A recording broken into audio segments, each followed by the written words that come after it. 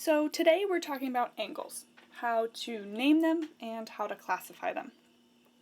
First, let's start with a definition though. What is an angle?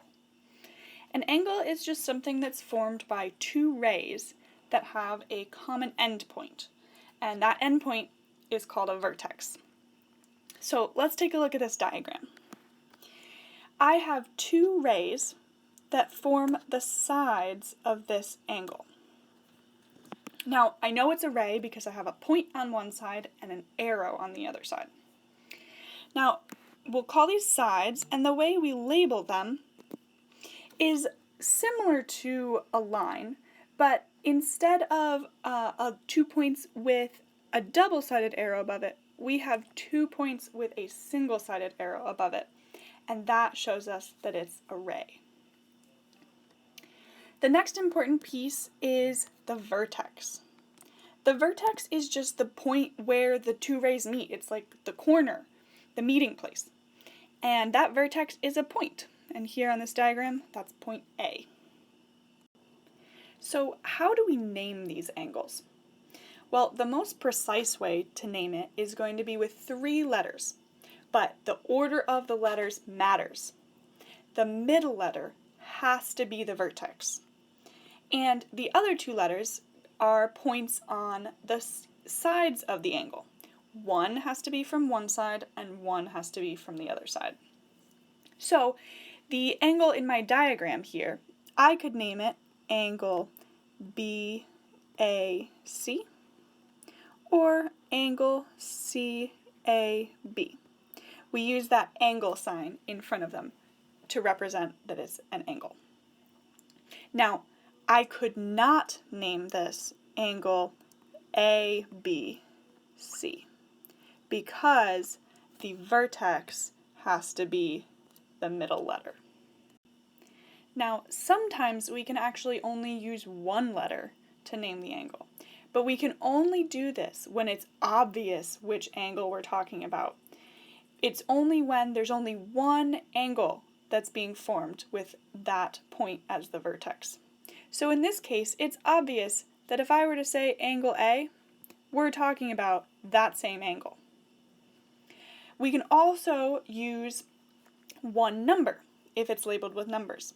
In this case, that number is going to be inside the angle, like we see with that 4 in my diagram. So I can also name this angle 4.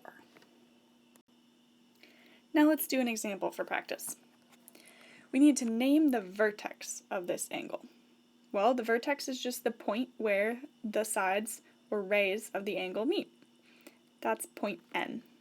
Remember, it's going to be a point, so we're going to name this point N. Alright, now we need to name the sides of the angle. Well, the sides, remember, are rays, and I have these 2 sides. I'm going to name them NM. Remember, it needs that one-sided arrow on the top. And then NO is the other one. Now, remember, when naming rays, that first letter needs to be the end point of that ray. That's why I have the N first.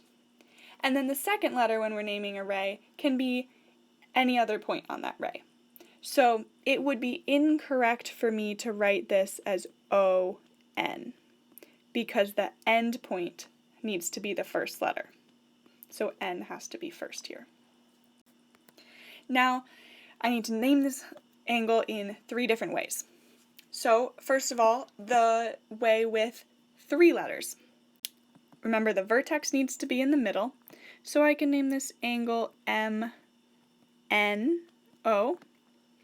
or angle ONM. Point N is in the middle because it's the vertex.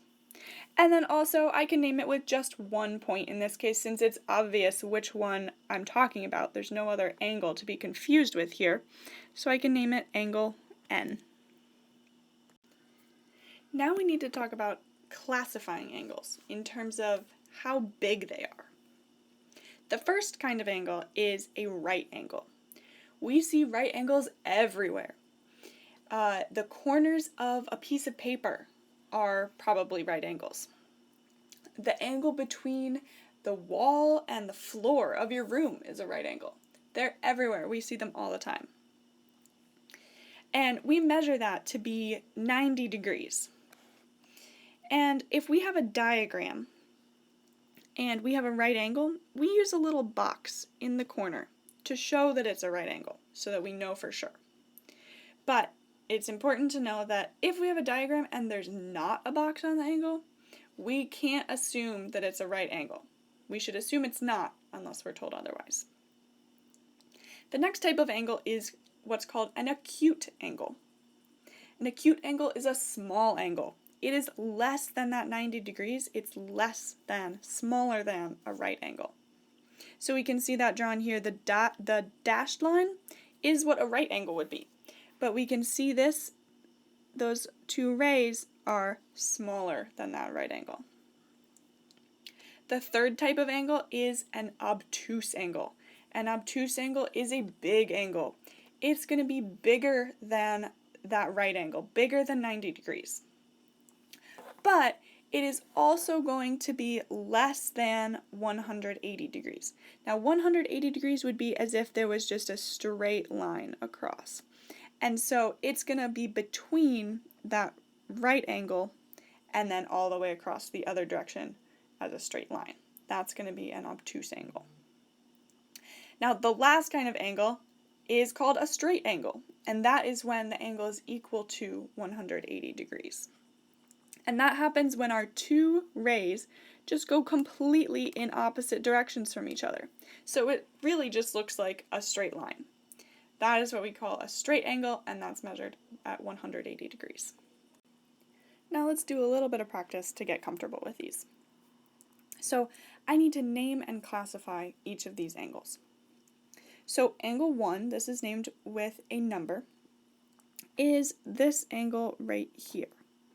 And it's two sides here, right there. So remember, I'm going to name this angle now with 3 letters. The vertex, point A, needs to go in the middle. And then it's two sides, the points on two sides, B and C, those are going to be on the outsides. So I can name this angle CAB or angle BAC. Now, when it asks us to classify this angle, it's asking, is it a right angle, obtuse, acute, or straight? So if this were a right angle, it would go probably up like that. So we can see that this is definitely bigger than a right angle. But it's not all the way like a straight angle. It's not all the way down to 180 degrees.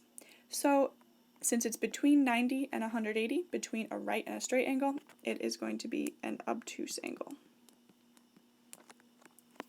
Now, angle 2.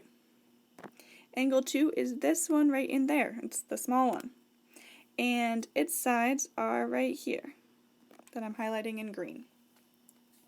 Here we have the vertex, which is point A, and the two sides have points D and C on them. So we can label this angle DAC or angle CAD. Now, we can see when we need to classify this angle that it's pretty small. It is definitely less than the angle that is on the corners of your paper. So since it's smaller than a right angle, it's going to be acute. Now, here is a big question. Can I name either of these angles with just angle A? If I were to do that, would we know which angle I'm talking about? No. If I said angle A, I wouldn't know if you're talking about angle 1 or angle 2. So in this case, since it's not clear, we cannot label this with just angle A. Alright, here's the last example. I have 3 angles, angles 1, 2, and 3. Now, what I'm told is the measure of angle 1, that's what that notation stands for, the measure of angle 1, how big it is. That's 40 degrees. Measure of angle 2 is 80 degrees. Now, the other thing that I know is this right here that I'm highlighting in red is a straight line.